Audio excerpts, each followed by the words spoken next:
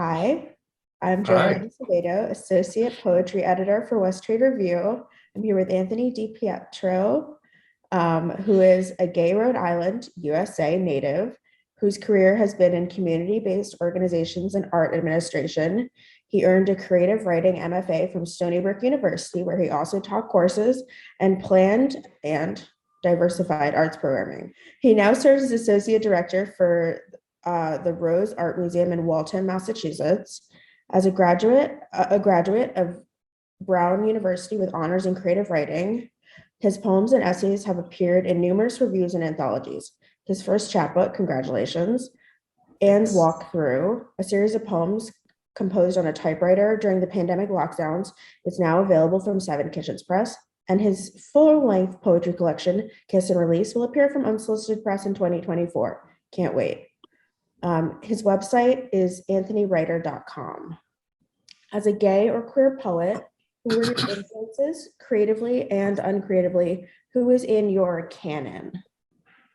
Yeah, I think in some ways I'm still putting my canon together, but I like to think of like poetic lineages. And the first poet I was really drawn to when I was first learning about that poetry was a thing and that I was interested in it was Sylvia Plath. And, probably not uncommon. I was a teenager at that time. A lot of people, I think, discover Sylvia Plath and relate to what she was doing. Um, so definitely Sylvia Plath. I hope I'm kind of in her lineage. And I've been really lucky to work with two Pulitzer Prize winning poets, Jericho Brown and Diane Seuss, who are both kind of my idols. And, they can write nothing that I don't like. So I hope I'm in their lineage. And a few other poets. Sam Sachs is one who's not recognized at that level of a Pulitzer yet, but who I pay attention to and whose work I admire. And I'm also right now listening to this podcast called Breaking Form, which is hosted by Aaron Smith and James Allen Hall, who are both poets. And James Allen Hall is also a memoirist. And I'm learning other poets that I want to consider in my canon, and that are they talk about queer writers and non-queer writers and pop culture and everything in between. So that's what's kind of keeping me fired up lately. Yeah. I'm so glad that you mentioned form because you write in many different forms, which is something that I noticed when I was kind of going through your various work. So I want to talk to you about your experiences with form, prose poetry, and how form informs your writing. Haha. Do you start with form? Do you start with a particular form, or does form come later? Form happens somewhere in the revision process, and for me, like the revision process is most of the writing process. And so at some point I kind of stumble on what I think would make the poem more beautiful. Like every poem has a form, and we don't always think of it that way, in the sense of that a poem has a shape. And I think that's really important. That I want that to be contributing to the meaning of the poem and the beauty of the poem. So I think about how my lines look on the page and whether I'm doing long lines or short lines, and what that does to the pace at some point in the process. And that's usually how I stumble on form. And sometimes I do with like formal, whether it's a sonnet or a sestina or something. Sometimes I'm like the language is telling me that it wants to be that, and I lean into it. And I had one of the better poetry teachers I ever had, Laurent Bosselar, teaches all these things that you look at in revision. And when she got to form, she was kind of like, if it makes sense to you and you can justify it, that's the form for the poem, and again, I kind of try to follow that. It's a little more instinctual. Are you a big reviser, or do you just do one draft or two drafts? I do multiple drafts because my process is like, I often don't have a lot of time when I sit down to write. So a lot of what I have is just free writes, like a paragraph that I put down before bed, and it could be, and then when I have time to actually work on my poetry and revise, I pick that up as like raw material, like clay, and try to kind of sculpt. And sometimes I'm picking up, a journal entry from before bed from like 12 years ago, and sometimes it's from 2 weeks ago. And I really like that process of kind of playing. That's where I feel creative, even more than when I just first sat down to write it. So you write both poems, and I noticed you have some essays on your website as well. So can you talk about the idea of genre and how what it means to you? How does your poetry inform your essay writing, and vice versa? Yeah, nobody's ever asked me about this before, but you're right. It's kind of been since the beginning. I've been in more than one genre. Like when I was an undergraduate, I took classes in fiction and poetry. And then when you were going into senior year, you had to apply for like an advanced, to get an advisor basically in either fiction or poetry. And I basically applied in both and let the faculty decide, and they decided that I was a poet. So after that, I was like, okay, they're telling, I always had trouble writing stories anyway. So because what was interesting to me was sort of like, not what you would put into a story. It was backstory or like the last 5 minutes of a story. So anyway, and then when I went to graduate school at Stony Brook, really the ethos there is we work with writers. So we want you to take not just what you focus in, like you came in wanting to be a novelist and you'll take fiction classes, but we also want you to take creative nonfiction classes and poetry classes, and even they offered screenwriting and podcasting and things like that. So I guess that got that sort of fit with what I was, wanting to do. And I took a course with Amy Hempel, who's primarily known as a fiction writer, on short forms. I love her. Yeah, she's amazing. And the book of the anthologies that we were reading, it was like, are there really rules that define this as a prose poem or something else?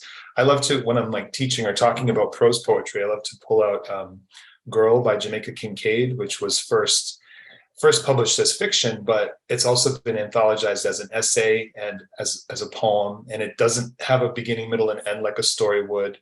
It has a sort of a progression and a rhythm and repetition.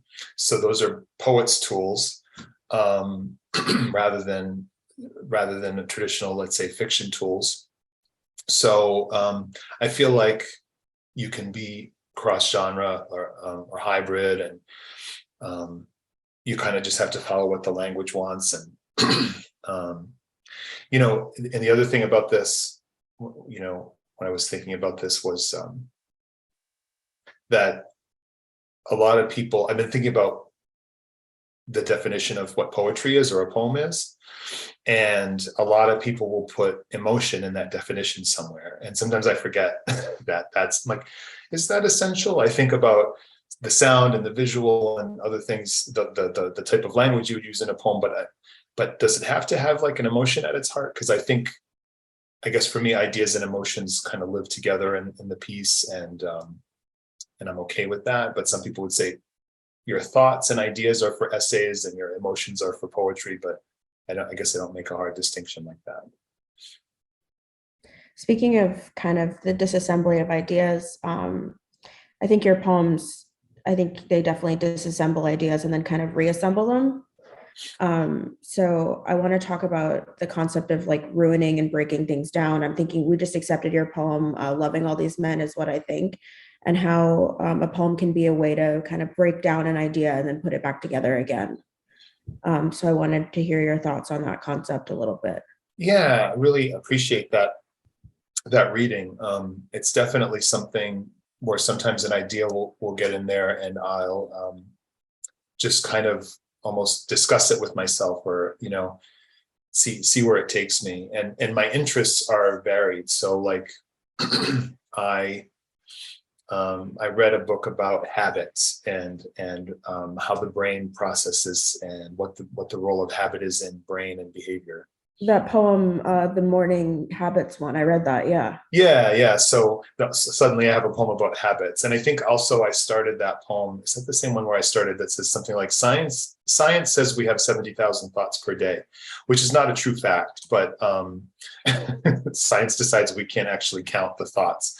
But that was And like then an you estimate. said that you probably have double that. Right. So I like the idea of taking something that's science or like pseudoscience and dismantling it or questioning it, or critiquing it. And with poetry, you can sort of make it sound like it's something else. Like, to me, science is real, right? I'll be on the side of science is real, but it's also science is magic, right? Like, I don't understand when I drive through a tunnel under a river in Boston. I don't understand what's keeping the tunnel up. Like, I don't understand how the whole river isn't collapsing in Me on me. neither. Me neither. Right. So I just like to, when I'm in poetry, I'm just like, okay, maybe the tunnel collapses, or what's holding the tunnel up, and I might find some other word that's like explains what's holding the tunnel up that has nothing to do with tunneling or engineering or whatever.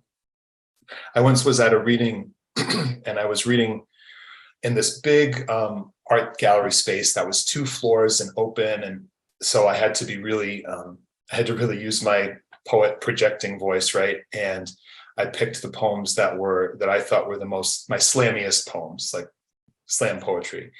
And it happened that some of them had reference to HIV and things like that. And afterwards, someone asked me if I was a doctor or had any training as a scientist, and I was like, that's a really weird question to ask after like what I thought was a slam poetry performance. But sometimes ideas get into the poetry and sort of intrigue me, and the language, you can take the language of science and work that into a poem. And it Someone gives once you, asked me if I was a stand-up comedian after I gave a reading. I love that. I would take that as a compliment if I got that. Although sometimes I'm a little puzzled when people laugh at my poems. I'm like, I didn't think I was being funny. And someone once told me, "Don't let anyone tell you your poetry is too confessional." And I was like, "Are you Right. are you telling me my poetry is too confessional?" Right. Is that a backhanded compliment or I was like, something? yeah. Too funny. No, but please continue. Yeah, so I just, yeah, so like to talk about the poem that West Trade Review accepted. Yeah, it's that word ruin got into the poem early on, and it just triggered something, right? And all of a sudden the poem, I was thinking about ruin and how do we use that word and what do we mean when we say it, and what does it matter in terms of like morality or anything else. And then, I don't know, circle back and wrap up the poem with the original thought, which was more about sexual encounters and um, um, the endlessness of looking for love, that kind of thing. Yeah, it's a beautiful poem. I'm so glad we have it. Thank you. Yeah, so queer love and sex and also mental health come up again and again in your poems and your essays. So can you talk about the importance, if you think there is one, about writing about taboo subjects such as mental health and gay sex? Absolutely. I do think it's important. Do you know this TV show P Valley? No, It's newish, 2 seasons. It's on Stars. I know I nothing think, about pop culture at all. okay, so I think it's the best thing on television, but it's a TV show and written by Katori Hall, who first did it as a play. It takes place mostly in a strip club. It's about Black people, poor people, people all over this gender and sexuality spectrum. It's like a story that you're not supposed to tell. It's like it's hip hop. It's visually stunning, but it's like a story that could never be told before now.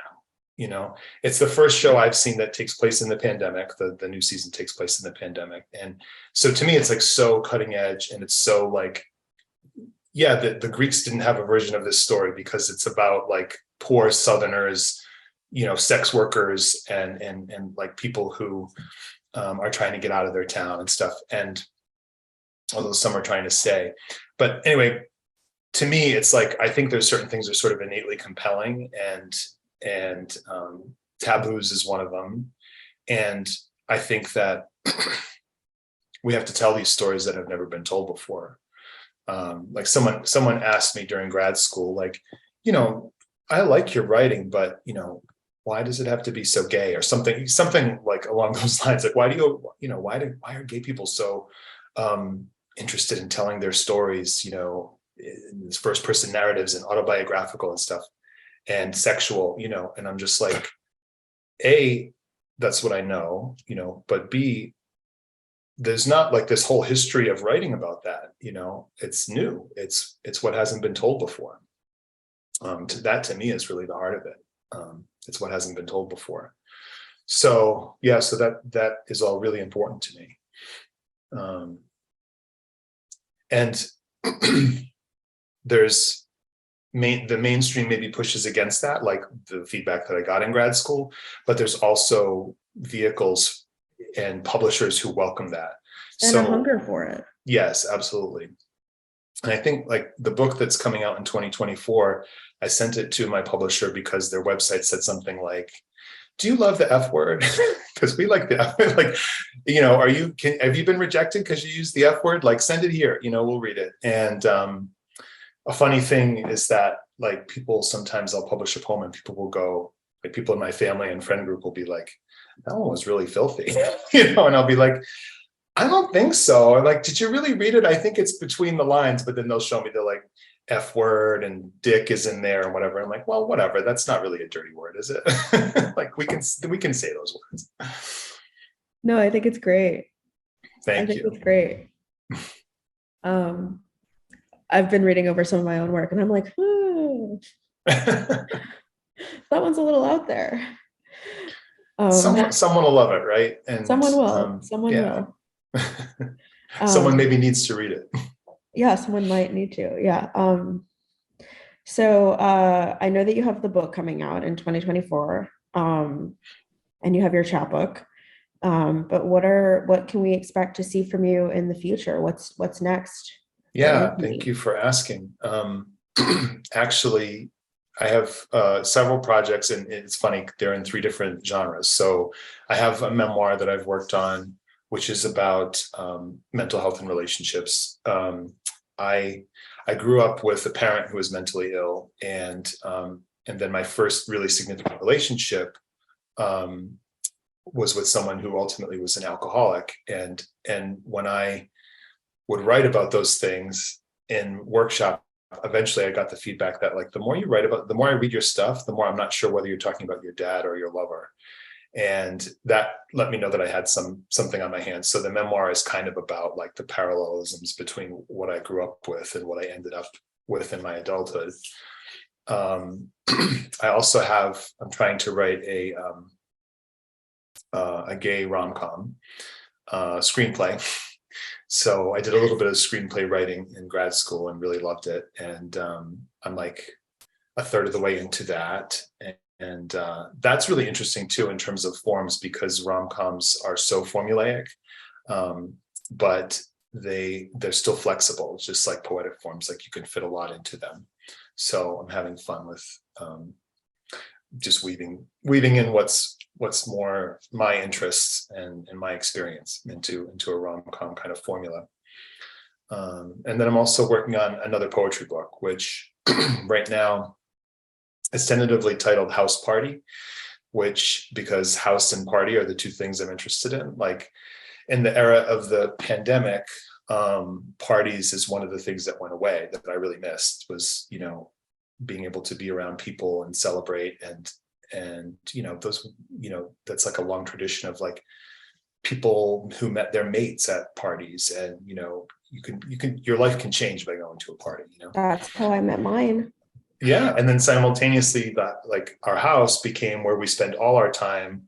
And I bought a house during the pandemic, but immediately felt really complicated about that because of money and success and what that's supposed to mean. Like the house is supposed to be the American dream, but I looked up and down my street and felt like, okay, everybody's using a leaf blower. I guess I should own a leaf blower, right? Like it sort of feels like a trick to get me to spend all my money at the hardware store and be a good capitalist and just buy more things that I need for my house, So I immediately wanted to kind of complicate, house the idea of house, and it's also for a long, the long tradition of the house being sort of compared to the psyche and different rooms, and the basement being the subconscious, and just kind of wanted to explore that. So I'm having fun with that too. And so because I'm writing, Oh, that's great. thanks. Yeah. I'm in this writing mode, right? So I'm applying to a lot of writing residencies for next year, hoping that I get some focused time to work on it. Because I'm, like a lot of people, I'm a writer who has a parallel career. So I have my work at the museum, and my work as a poet is sort of parallel to that. And I don't always get the time that I would want to focus on the poetry. So, yeah. Right. Well, I wish you all the best in your creative endeavors. Thank you. Thank you for being here with us today Thanks. at West Trade.